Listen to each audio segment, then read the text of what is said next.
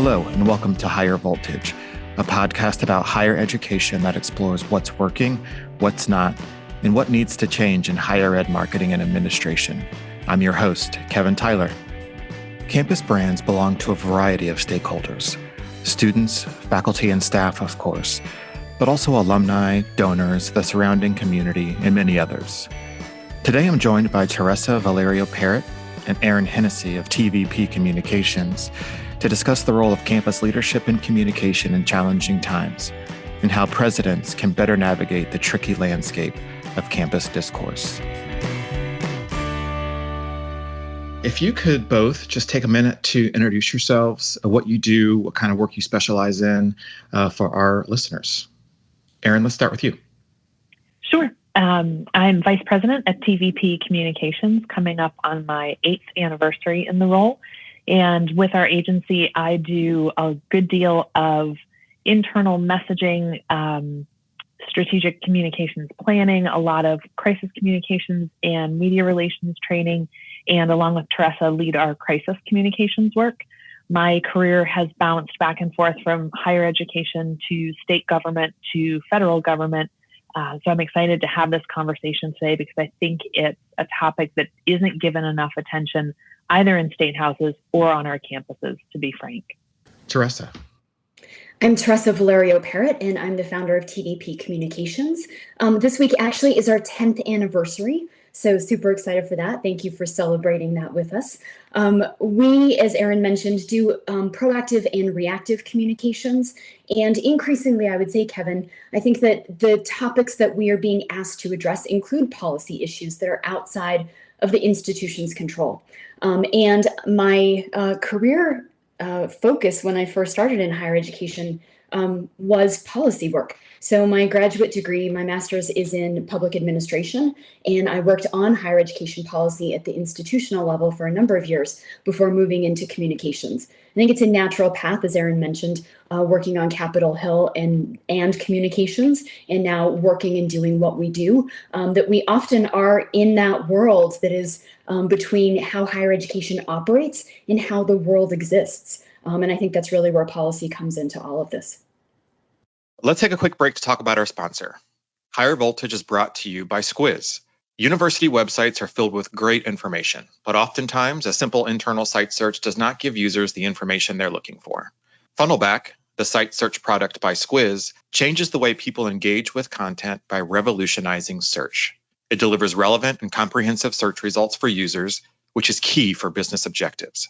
Visit squiz.net, that's SQUIZ.net, to see how Funnelback by Squiz can create a smarter site search option for your institution's website today. I think that the relationship between state legislation and higher ed cannot be overstated. I mean, there are obviously clear funding, cultural, et cetera, consequences or benefits based on that relationship. And so I want to dive in our first question. And I'm thinking about all these states, especially recently, but over the past few years, a number of years, we've seen like bathroom bills in North Carolina, bans on vaccine mandates in Texas, allowing guns on campus in other states, threats to student voting. There are just so many issues, cultural, societal issues that are kind of in play at the legislative level. Meanwhile, there are all these schools who are trying to recruit more diverse students and more female students in STEM and all these other things. And what we know about Gen Z themselves, and also what we know about diverse Gen Z audiences, it's got to be so difficult for schools to communicate their stance or their philosophy in the context of the state legislation. Can you talk a little bit about what you see in the marketplace in this regard, in state legislation and higher ed communications? So I think that's a question that I'll answer more holistically, and then I'll talk about a little bit more personally as well. And what I would say is I think it comes back to what we always give as our core audience approach, and that is, what is it that are driving students' choices?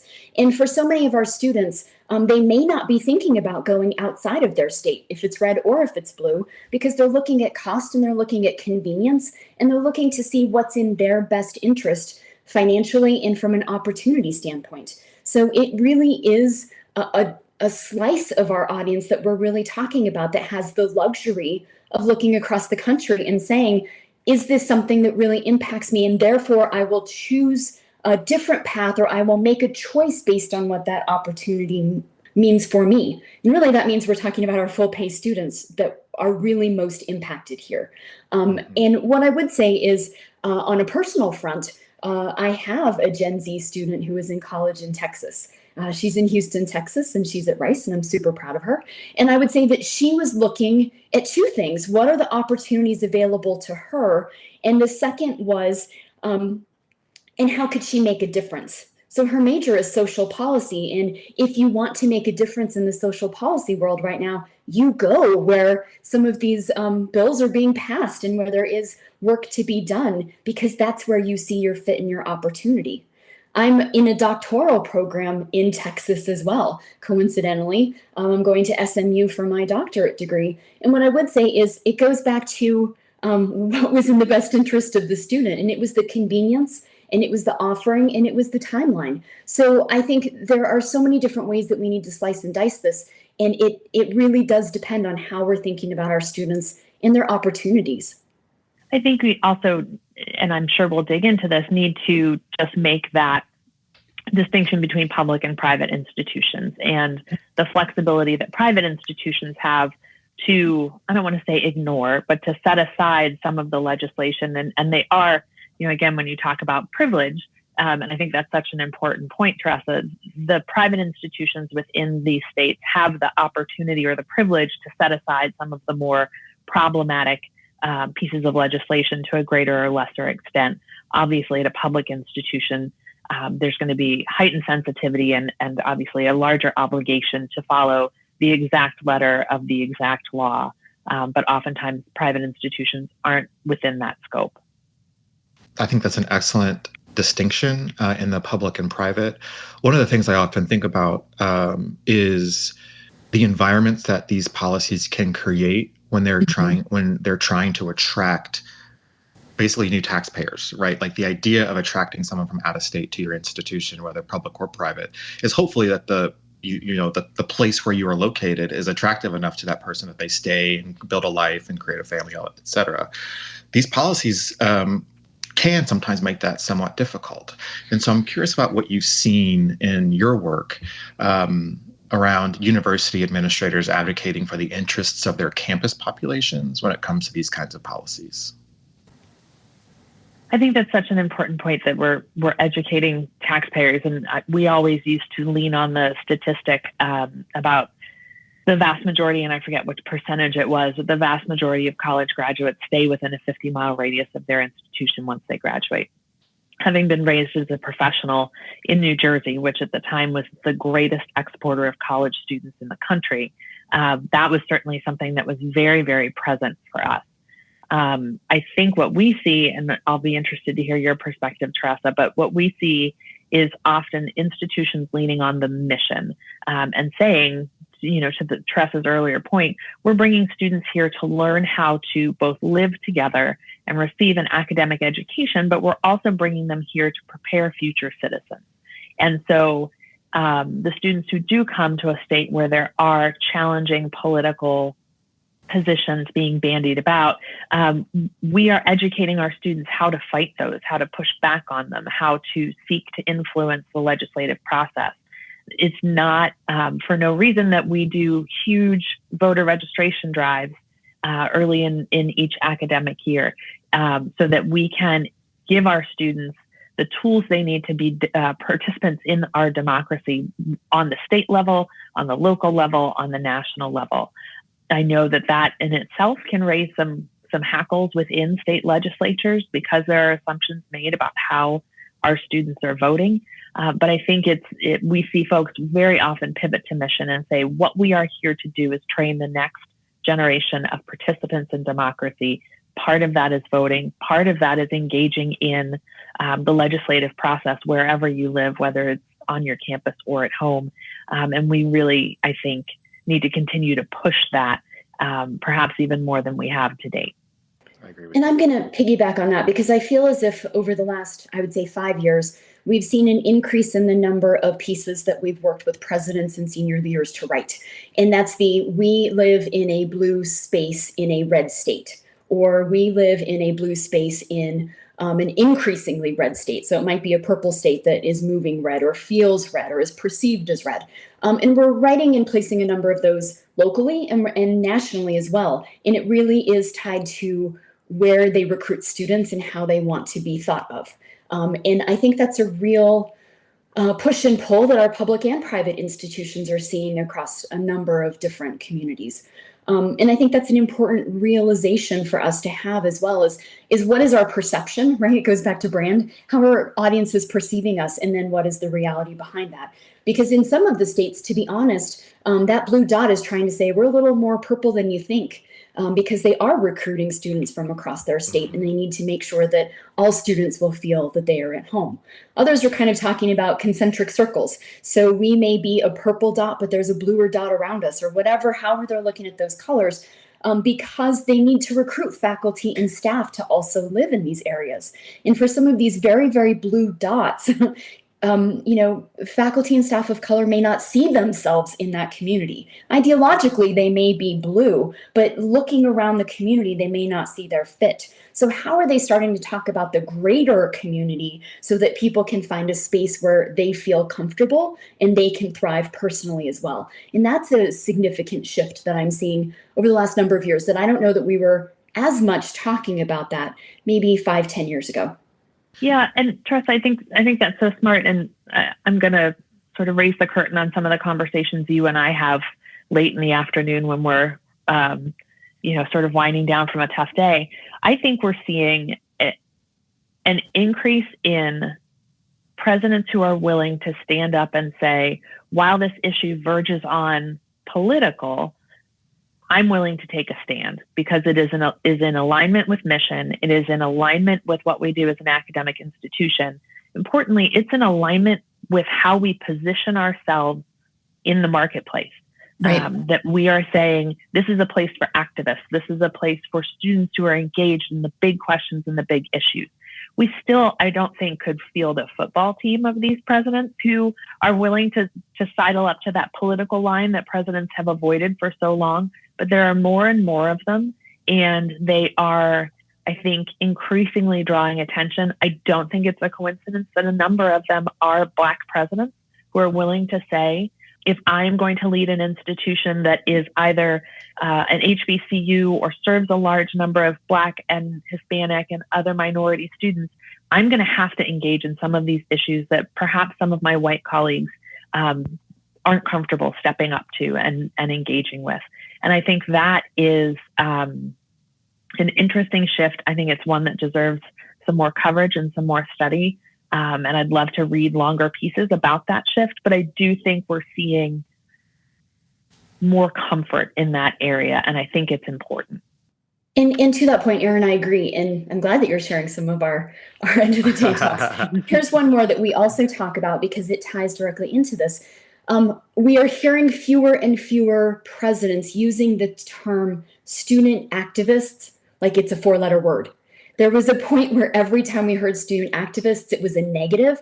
We still hear that, but we don't hear that nearly to the degree that we used to. And we've always encouraged presidents to honor that and to really celebrate it because it is a draw for your students. And if you have student activists, I can guarantee that is infused in your brand. I can guarantee that's infused in how people think of your institution. And I'm so pleased that it's less frequent that we have to kind of rally presidents to that point, that student activists are to be celebrated. And let's talk about what they're bringing to our attention and what they're telling us, rather than assuming that it's an us versus them type of environment. I could not agree with that point anymore. I love what you just said there. When you think about where so many revolutions have taken place or were born or participated in, a lot of that is on college campuses. You think about Kent, you think about all these places where there have been this activation of people and passion and rights, et cetera. When I think of college, I think of those kinds of things as well as the academics, and it's all the other things. So how could we not talk about the last couple of years, especially in this conversation around, the kinds of communications that were kind of thrown into the world by college presidents, either in states that had red leanings, were deep red. Can you talk about like what you saw and what your process is to like meet with a president who says, I believe in these things, but we have an audience and we live in a state that might not receive what I want to say well? Like, can you talk about what that looks like in your work? So when you raised that, Kevin, I instantly thought about the weekend that the Muslim ban was put in place. And we had waves of protests at airports across the country and lawyers flocking to international arrival terminals to assist people who were arriving in this country to utter chaos. And because of what we do and who I am, I sat and watched all of this unfold on Twitter. And I watched this statement start to roll out from college presidents. And for a while there was retweeting a number of them. It was interesting to see who was first.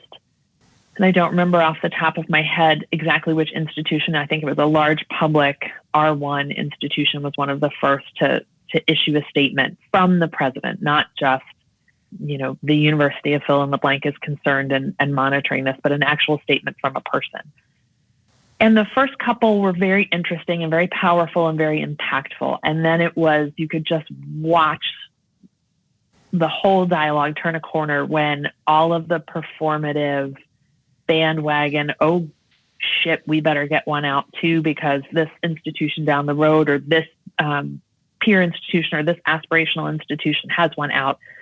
And Teresa and I spend a lot of time talking with institutions about when you're going to issue a statement and when you're not. Is this a world event that's aligned with your mission that's going to impact a large swath of your students? Is this something that is directly germane to what you do as an institution? And you could see very quickly, they shifted right to very canned language. We're very concerned. This is a serious matter. And you could see the institutions that were tweeting from a place of this impacts us and our students and our researchers today, to the presidents that were probably being pressured by activist students on campus to say something. And it was a very stark distinction. And that's sort of where we spend a lot of time having these conversations is, what do you have to say that is going to move this forward? How does this impact the institution directly? And can we speak to that in a statement instead of saying, we're very concerned, we have no tolerance for, we take this very seriously. And oftentimes presidents will set that advice aside and say, but I have to say something. And I think that is when the presidential voice is undermined.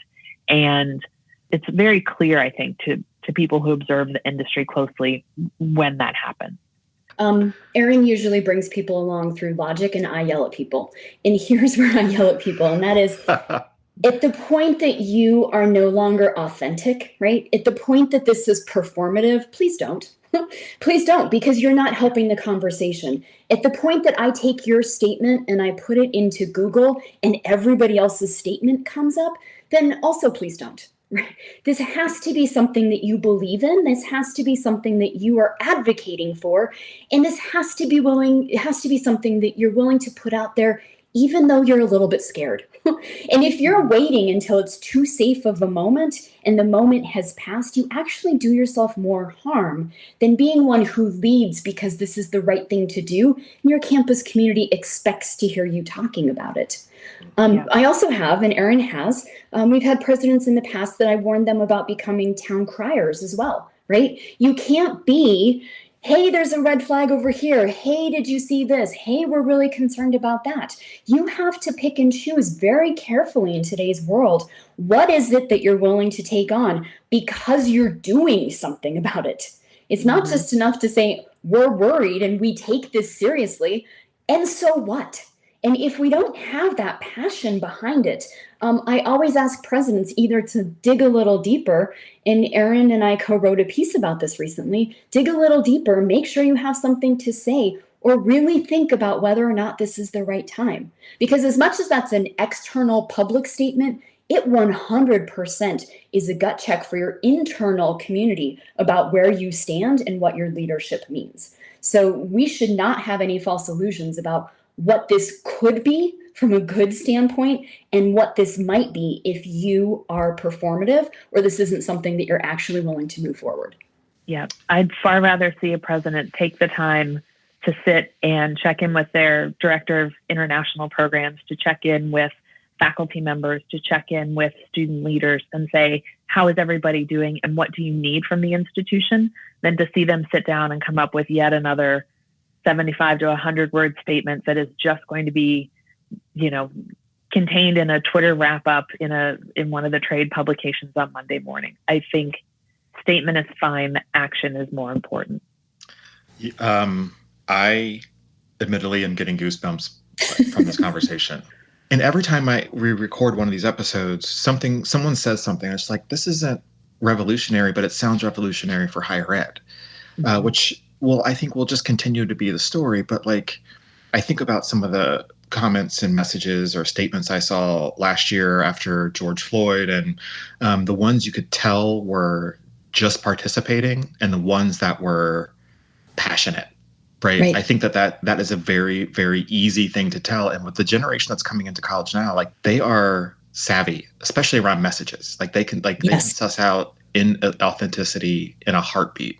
And so I think about because the higher ed brand belongs to so many different people, and that the incoming classes of freshmen or first years are so markedly different than the aging alums who, when you go to a college, the image of that college that's how it is. It stays in your brain like that. And you're kind of bristle at any sort of evolution that the institution might make, because this is not the way I had it here. But as the world changes, so does people's responses, leaders' responses to what's happening in the world. And so I'm curious about your perspectives around how you thread the needle between a 70-year-old alum and an 18-year-old freshman who have very different expectations around the communication around societal and cultural issues. I think we're seeing those generational divides pretty significantly. And I would add another middle.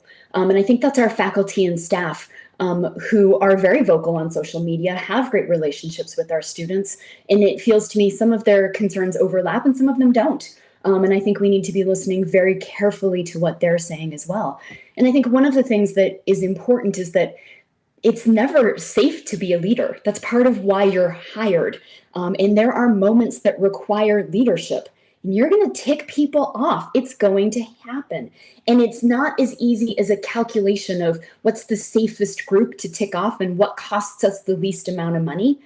Going back to what Erin said, it's tied to mission, it's tied to ethos, it's tied to where your leadership is taking that institution. Because if you take the safe road on some of these topics, I would start to question, if I were a student, are they taking the safe road on the value of the education for that institution and how they're approaching innovation in education and all of the different topics that we know are popping on campuses, and everybody wants to say that they're leading right now, right? If you're going to say that you're leading in these areas, you have to take on the spectrum and pick your battles. You can't take on everything or you're going to spread yourself too thinly, but be smart about all of this. You're not going to please everybody. And one of those other duties as assigned is that you don't get to be liked.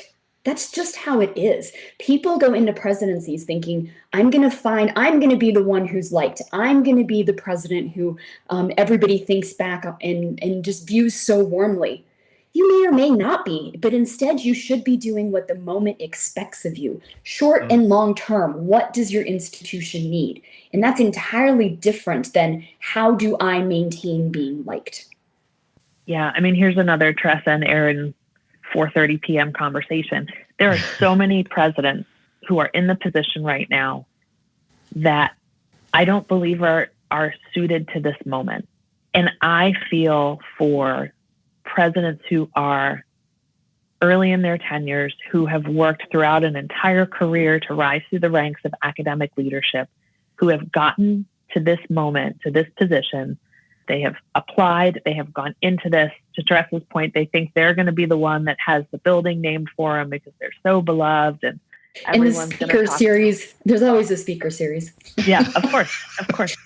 And they get here and it's an absolute soul-deadening siege to run these institutions, particularly in the last 5 years. I would go back to the recession of 2008 and say, from 2008, 2009 on, there's not enough money in the world to get me to be a college president. But certainly in the last 10 years, this job has become nearly impossible. And there are people who are in the pipeline who have been working toward this end goal, who all along have been saying, this is going to be it, the culmination of all of this work. They get to the job, and what the job requires now is not what they were trained to do. And it's got to be personally very difficult to grapple with that internally for yourself. But I think we need to start having that conversation more publicly, because these institutions are fragile, particularly the small liberal arts, small religious affiliated. They are fragile, and they cannot withstand 6 or 8 years of a president saying, am I, should I, can I, do I want to? And I think it's so hard for these folks that have excelled throughout their careers to get to a point where they can say, I'm not good at this.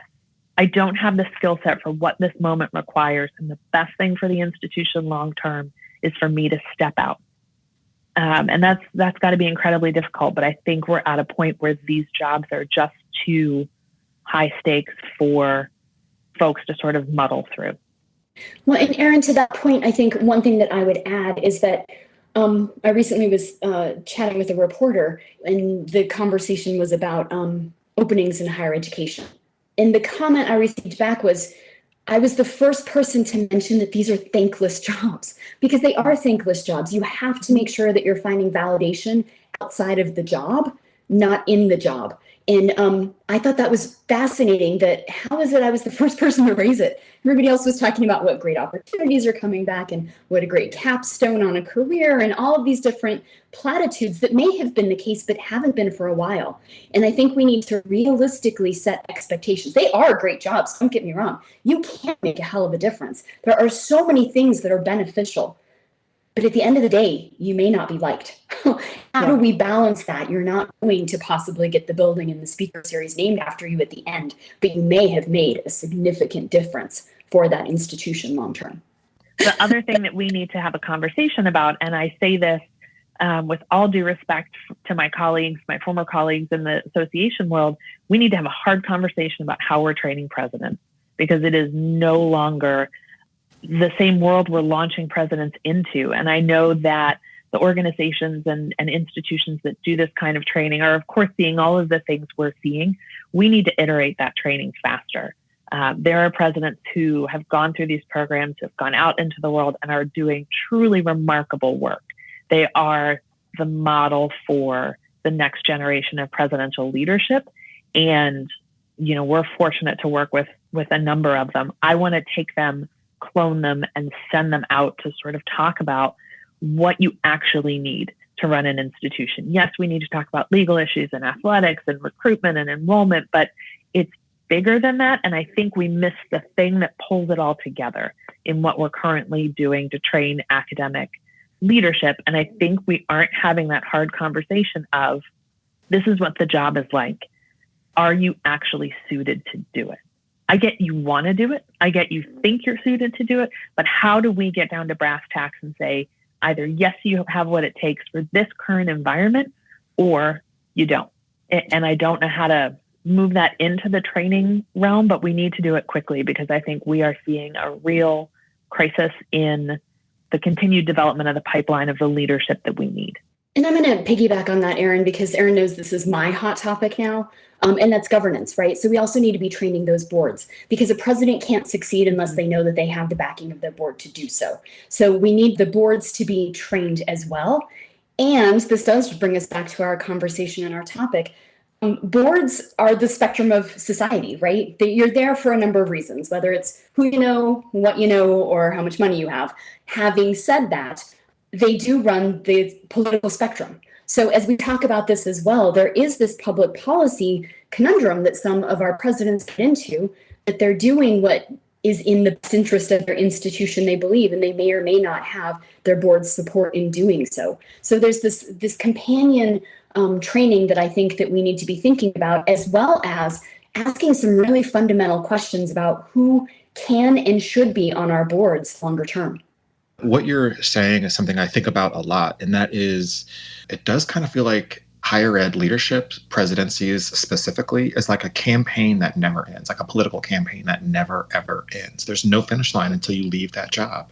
And so what that then creates, unless, at least in my opinion, I used to work in politics in Ohio, is this idea that as long as you keep everyone happy, you are being successful. That doesn't work in higher ed because, again, of the variety of audiences. And so the expectations are going to be so different, and it's just not possible to do it. And so what you're saying is something that I've been thinking about a whole lot when it comes to higher ed leadership, and that is about communicating your values and not your ego. Yes. Trademark. We just trademarked that. That's ours. The three of us. I had nothing to do with it, but I'm going to go ahead and say yes. And it needs to go all the way back to the beginning of the search process. And that goes back to Teresa's point about governance. You know, boards, their most important work is around selecting presidents for their institutions. And if what they are looking for, what the institution needs, what the board is looking for, and what the president brings to the table don't align, that's where you start to get into trouble. And that starts from day one. We've done a ton of work around introducing new presidents to their institutions. And what we really push the institution to do is not come up with a narrative or the story around this announcement, but to go back to where is the institution now? What does it need? How did the board translate that into a set of experiences and skills? Why is it this person? And what are we going to position them to do long-term moving forward? And I think you're absolutely right, Kevin. I think it is possible for a short period of time to keep everybody happy. But if you've ever spent time with small children, you liken it to being on the bomb squad. And if you keep everybody happy for some period of time, you can do it. But at some point, you have to pay the piper. There are going to be consequences. That is going to come home to you. And, the ice cream you gave the kid to keep them happy is going to result in a sugar crash. And at some point, you are going to have to clean up those messes. That's a lot of metaphors that I have just packed into that. Enjoy every one of them.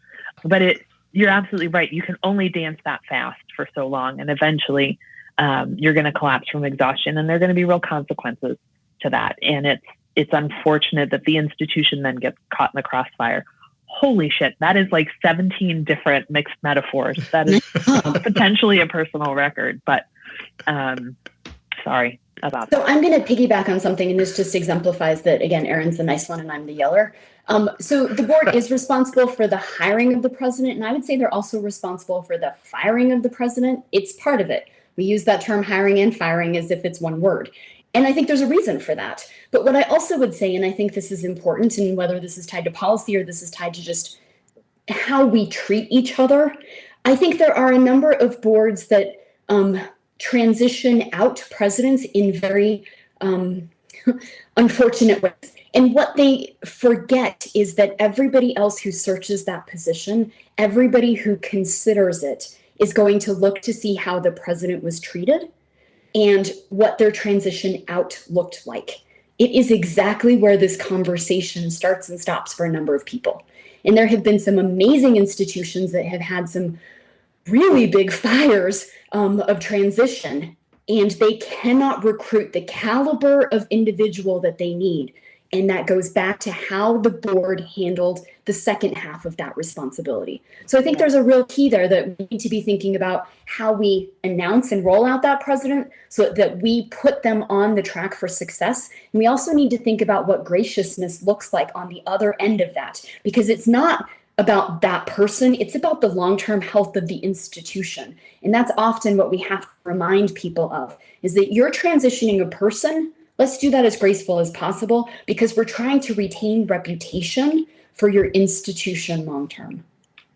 Ooh, preaching. I love it. It's so true, though. I do have a question for you about how often you see or work with college presidents or other leadership level, cabinet level folks at institutions who actively participate in the institution's advocacy. Do you help write testimony for State House hearings, or does that ever happen? Do you see that often, if ever? We don't, only because we step aside when it comes. I think there are a number of legislative experts that we would defer to. And there is a art to that language and how it is that you structure it and what it is that you say, who it is that you reference, and how it is that you pull that conversation along. So we try to stay on the comm side nationally and in higher ed trades. We have in the past done, in essence, kind of speaker training for those who are giving testimony to Congress. And that's really to make sure that we're thinking through some of their speech patterns and the way in which they present themselves, which is different. They'll come to us having worked with their experts to get their scripts and what their key points are in advance. And we might tweak around the edges, but much more it's about the delivery of it if we're talking about something that's specific to legislation like that. Okay. How do you prepare leaders for more like social, cultural conversations on campus or around campus? Can you talk a little bit about that? We have actually started doing some training with advancement and admissions / enrollment staff around difficult conversations. And it, in a lot of cases, gets back to the point you made earlier, Kevin, about that divide between older, somewhat more conservative alumni and younger, more progressive, more activist, more engaged prospective students. And we have worked there to try and help folks develop a skill set around listening, understanding what someone is coming to the conversation looking for. Is it just, I want to vent because this place is not the place that I knew and loved, and this experience doesn't resonate with my experience? Or is it someone who's looking for information? Are they someone we can tap to activate their networks? If we provide them with the information and give them the talking points or the responses they're looking for, will they then go share that information with their network and therefore sort of become evangelists for us? So we really do some work around those conversations. When it comes to sort of the bigger social, cultural issues that everybody is struggling with these days, we do advise presidents and senior leadership on how to have those conversations, how to come to them, as Teresa said earlier, authentically and openly. Again, it's the same kind of training and approach. What is this person looking for? How can you respond to them appropriately? How can you continue the conversation? How can you come to it with humility and openness and not shift to a defensive posture? And sort of how do you remove yourself from your role as the leader of this institution? We work with presidents who say, well, these students come and they're so angry and they yell at me. And to Teresa's earlier point, that's the job. As president, you are the physical manifestation of this institution for their 4 years and potentially longer. You are going to catch all of the heat. The question becomes, what are you going to do with it? Are you going to use it in a productive way to move the institution and the culture and community within it forward? Or are you going to respond from a defensive position and say, these students should be more respectful, and go on about your day and head off to the faculty meeting? That's where that leadership pivot comes in, I think. That's the difference between the president who's ready to meet the moment and the president who is not. And I also think that there are so many moments that a president should lead, and there are other ways where you need to think about, do we need to partner with others? So I have one president in particular that I always ask, are you the right person, and is this the right time? And thinking through what that means, especially when he wants to change the world. He thinks this is the moment. Is this the moment? And let's talk about that. And we have kind of put together some buckets for him to think about. Is this what I lead? Is this what we in higher education lead? So Pell is a great example for that right now. This doubling of the Pell, it's too much for any one institution to take on, right? It has to be the collective push. And we need to be thinking about what this looks like and how we can actually move the needle. Will we? I don't know. That's up for discussion. But that's one of those topics that this is an equity conversation that we're having tied to Pell. How do we make that case as succinctly as possible and with the greatest impact and positioning? So am I the right person? Are we the right people? And then there are some topics going all the way back to the beginning of our conversation that might be too big and too much of a hot topic for an institution or even a group of presidents to take on. And that's why you have associations. That's why you have third parties who support you. And sometimes you participate in those behind the scenes, or you have, advocates come out in your support. There are different ways to be thinking about this. And A president doesn't have to take on all of that. It's better understanding, where do I use my political capital and where do I use the reputation and the heft of the institution as part of this conversation? Because you can't separate that out. We have some presidents who say, but I'm saying this as a private citizen. President, that doesn't exist. The moment you sign that contract, you are one and the same until you separate from that institution. And even still, you will be seen as a part of that institution. So you don't get that opportunity anymore. And you have to think about what the impact is for the institution with or without your participation. Mm-hmm. Erin, I'm going to go back to a point you made just recently about the relationship between a president and the institution, and the way that they handle things, right? That brings to mind when the University of Missouri was having the hunger strikes and the football team walkout, et cetera. There is a report done just after that. I can't remember who did it, but they talked about how like the typical response from higher ed leadership to situations like to sensitive situations on campuses, and they kind of categorized it as like emotional issues, like things around race. That's an emotionally charged kind of issue, and the response is so typically to create a task force. And having a logical response to an emotional situation is really they're not going to speak to each other well, because there are two very different things happening. And so this idea about like a rubric or some sort of templated response to things that like racism, sexual assault, all these other like really terrible things that can happen on a college campus are met with like a binder, right? Or some sort of like other like work plan or whatever. And it just doesn't feel like the right kind of response. And so can you talk a little bit about like some of what you see that's more maybe forward thinking in terms of responses to these kinds of situations from a communications point of view? Yeah, it's such a good question, Kevin. And I, again, feel for the college president who finds themselves in the middle of one of these very emotionally charged institutions. We talk all the time about people who try and apply a rational lens to an irrational situation.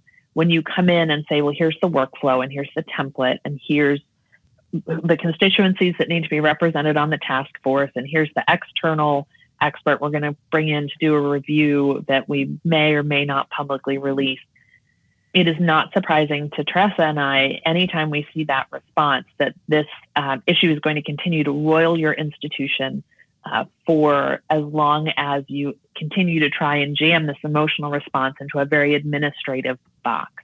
The presidents that we see really succeeding in managing these kinds of issues on campus are doing a couple of things.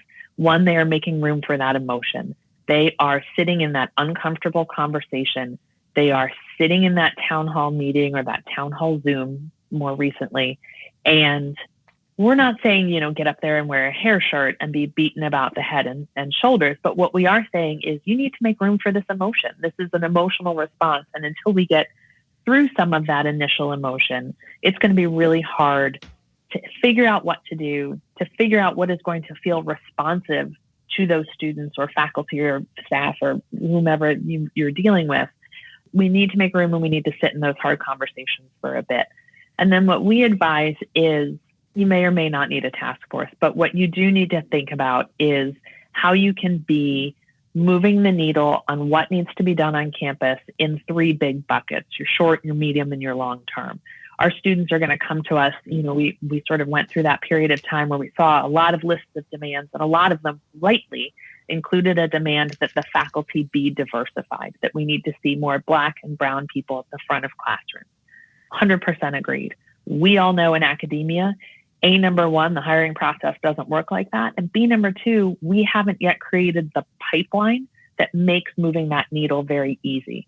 That's going to be a medium or a long-term goal. Our students don't always get that.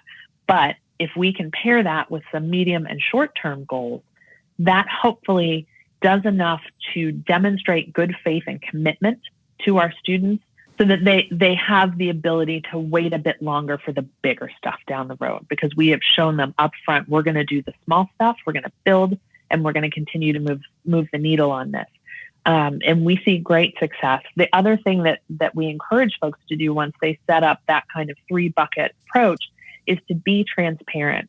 Let's put together a website where we are itemizing these goals, short, medium, and long term. Here's who's responsible for them. Here's when you can expect updates. Here are the updates, because we saw, a run of institutions that said, here are our goals and here's what we're going to do. And then the students went home for summer break and everybody went, oh, thank God we weathered that, and never came back to that to-do list. So your students come back. They feel that their good faith in the institution, the administration, has been squandered, and they are going to be twice as vocal and twice as aggressive when they come back, and they're right to be. So that's sort of the approach that we counsel folks to take, and to be willing to be out in those spaces where you're going to be told that you're wrong, and you're going to be told that you aren't moving fast enough. And in a lot of cases, the students are right. We aren't moving fast enough.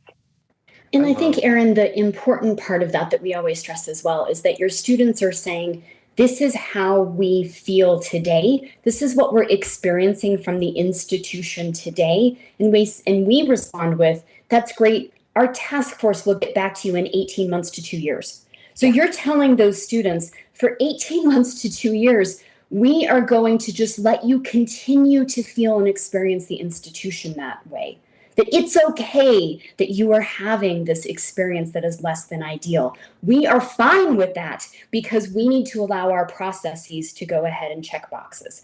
And that isn't acceptable. Yeah. Students don't think it's acceptable. As a parent, I wouldn't think it was acceptable. We need to be thinking about how it is that we're saying that. So to Erin's point, it has to be, this is how you're going to feel change today. This is how you are going to see change and experience change moving forward. And we have to be able to make that very relatable to how they're going to be looking for what progress and movement looks and feels like.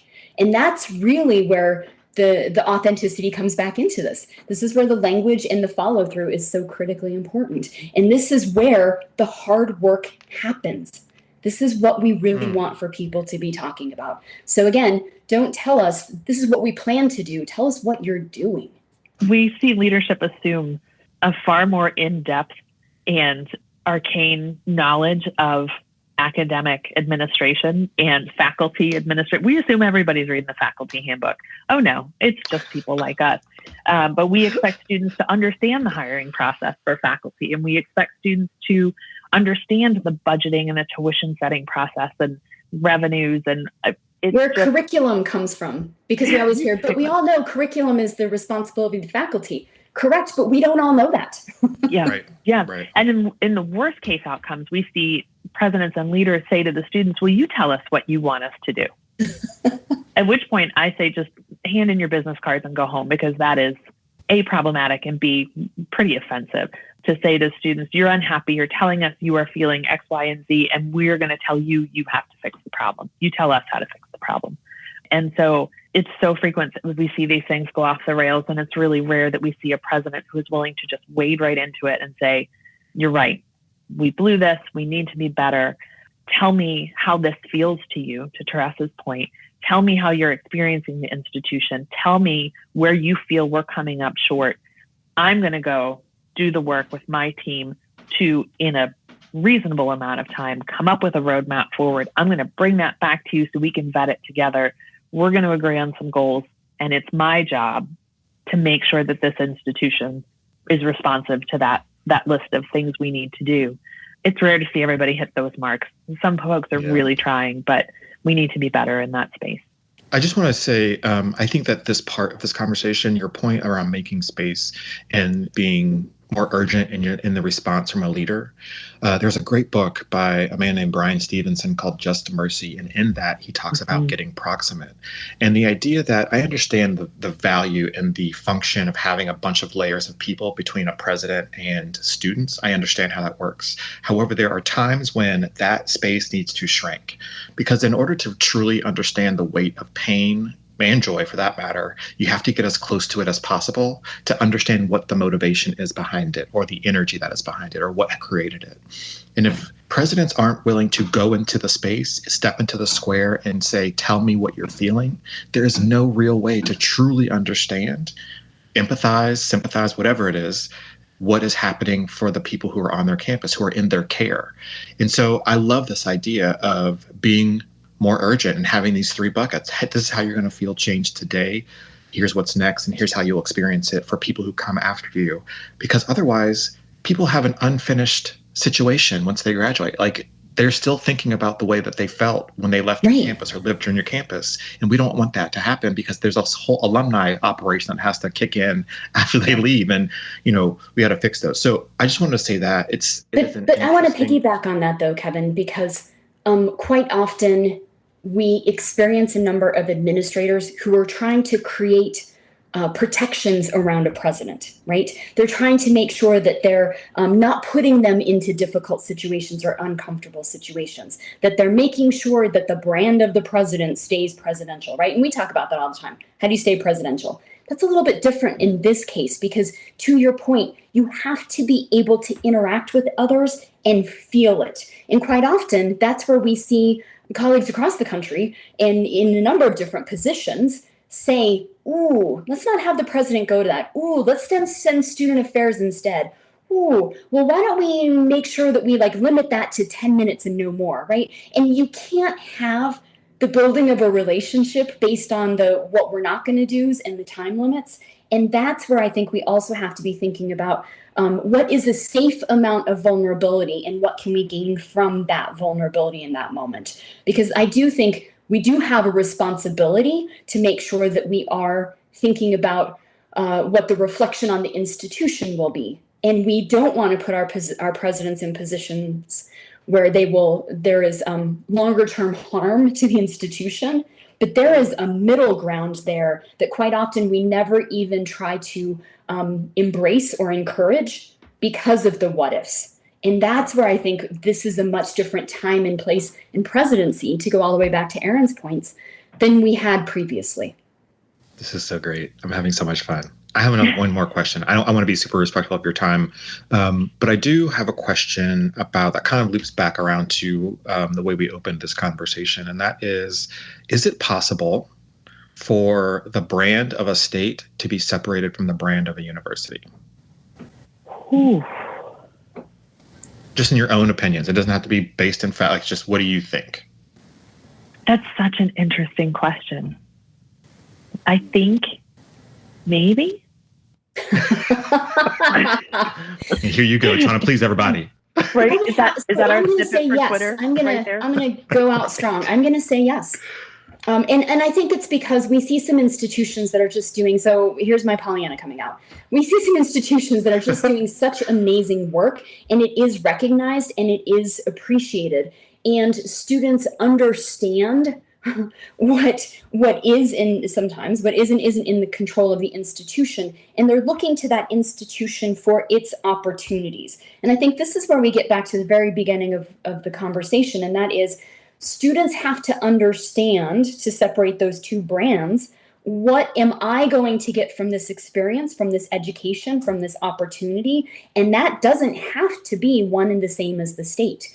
It is a 4-year experience. And so you can choose at the end of that 4 years if you want to stay in that state or you want to go elsewhere. And this doesn't have to be one and the same. This is where we really see some of the students who are creatively thinking about where they are and what the opportunities are and what to learn from this moment, separating that out for us in a lot of ways that we can learn from. So I don't think it has to be one and the same. I don't think it is one and the same. And I think we work with so many institutions that you could put them in any state and their brand is so strong. It's not tied to location, it's tied to mission. And I'm going to be my deeply cynical self and say, I think that separation is far easier and potentially only possible for an elite brand, for an elite institution. I don't know. When maybe I hear what you're saying, Erin. When I was looking at colleges, it was like right around the time of Matthew Shepard. And was I looking at colleges in Wyoming? No, I wasn't, because I don't know. Would you have been looking at colleges in Wyoming before that? I was looking all over the place. I didn't know exactly what I wanted, but I know I wanted to be safe. And it's just one of those things that I was stuck in my head. And for right or wrong, I know that the entire state of Wyoming is not the people who killed Matthew Shepard, but the idea stuck in my head enough where I was like, that state is not going to be for me. And I'm wondering about like what people see in the news about a place, right? When it comes to these legislative efforts and moves, Joe Arpaio and Erin, like all these things. If a young woman is sexually assaulted on campus and she ends up getting pregnant and she's in a state where she can't make a decision for her own, like, what does that mean? Yeah. And it's just a question I ask clients sometimes when it's appropriate, and something I think about often when it comes to policy versus higher ed. Yeah. I mean, to take it a little bit broader. So my first job out of college, I was an admissions officer for my alma mater. And one of my travel territories was Long Island. And I would go to these college gyms and set up my card table next to Drexel and Duke and all of these other institutions who were alphabetically proximate.